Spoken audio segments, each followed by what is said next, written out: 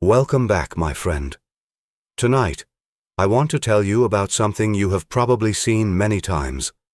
Something small that once sat in a wallet, in a bedside drawer, or was quietly forgotten for weeks.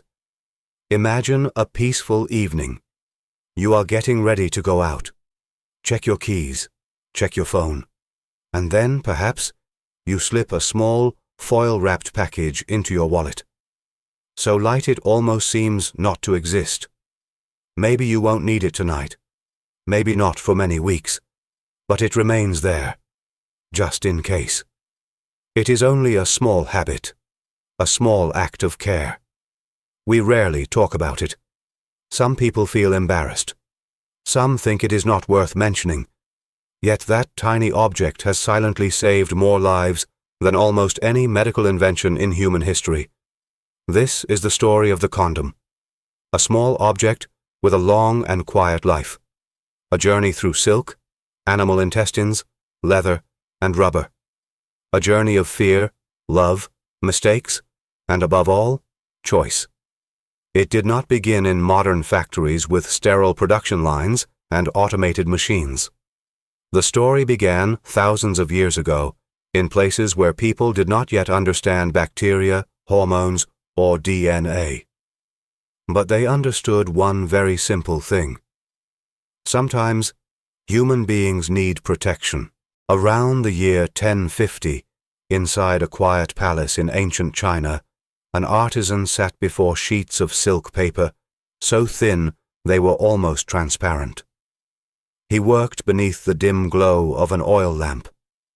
In the stillness, only the soft sound of a brush sweeping across the surface could be heard. He dipped the brush into warm oil and spread thin layers across the silk. Slowly, patiently, one layer at a time. Each layer had to dry completely before the next could be added.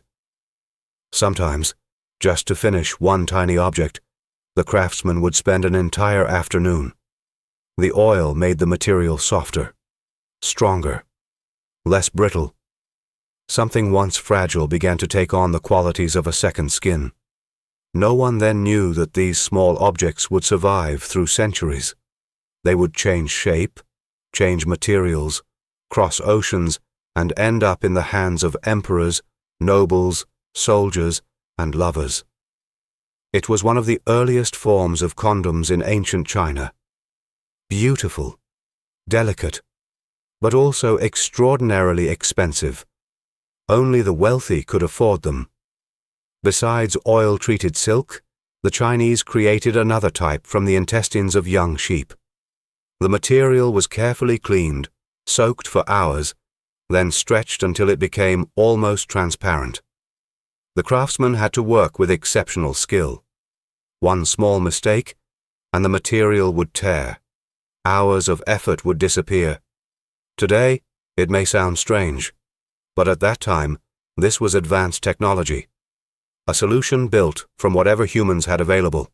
Not perfect, not convenient, but enough to reveal one truth. Long before modern science existed, people were already searching for ways to protect themselves from the consequences that love and desire sometimes bring.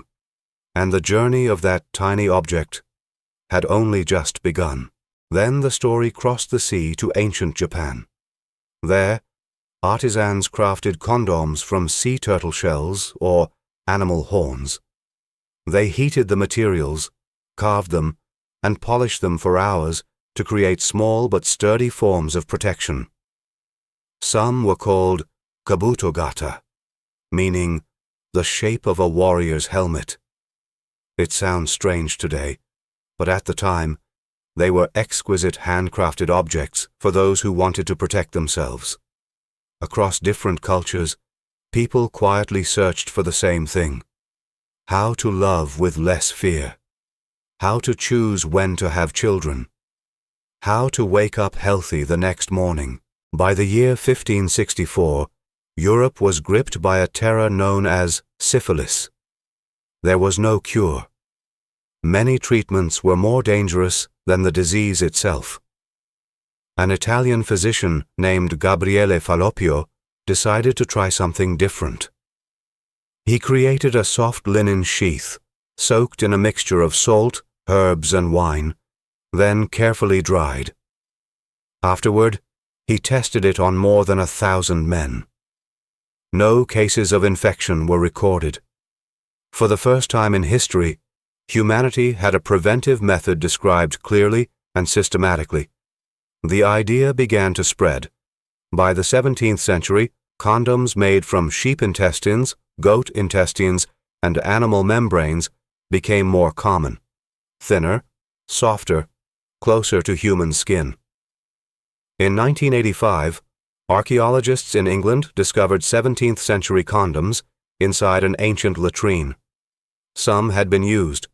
Some remained untouched.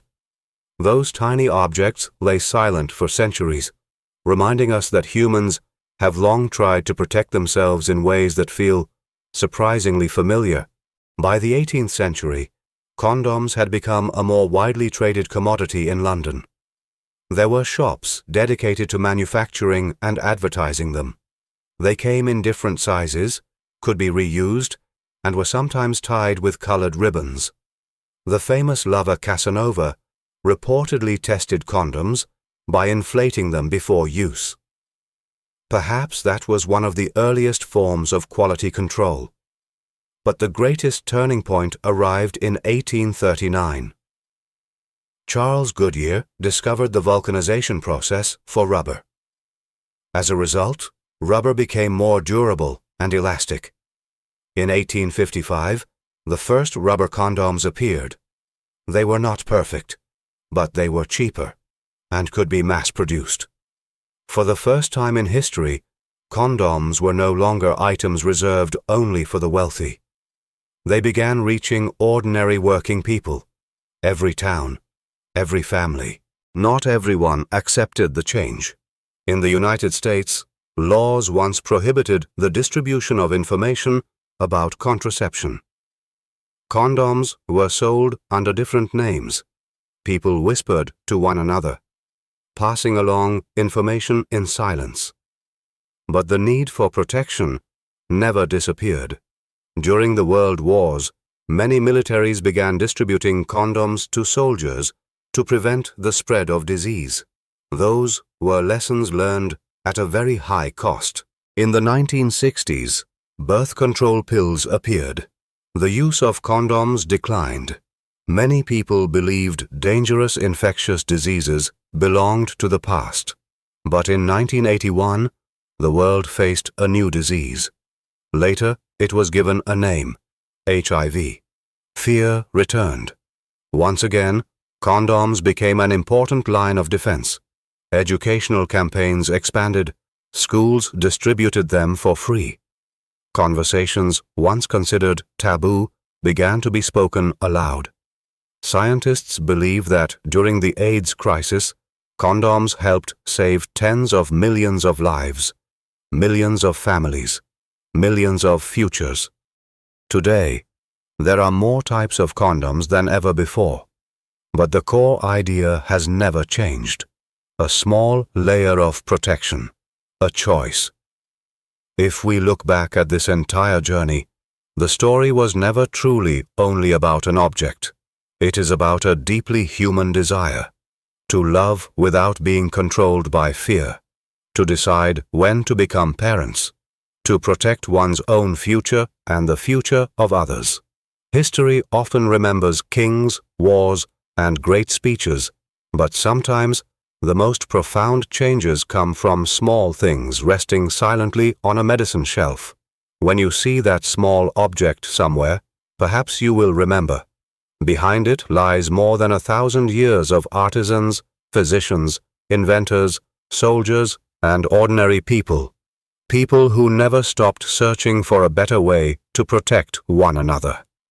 It is not only rubber, not only latex, but 1,000 years of human hope.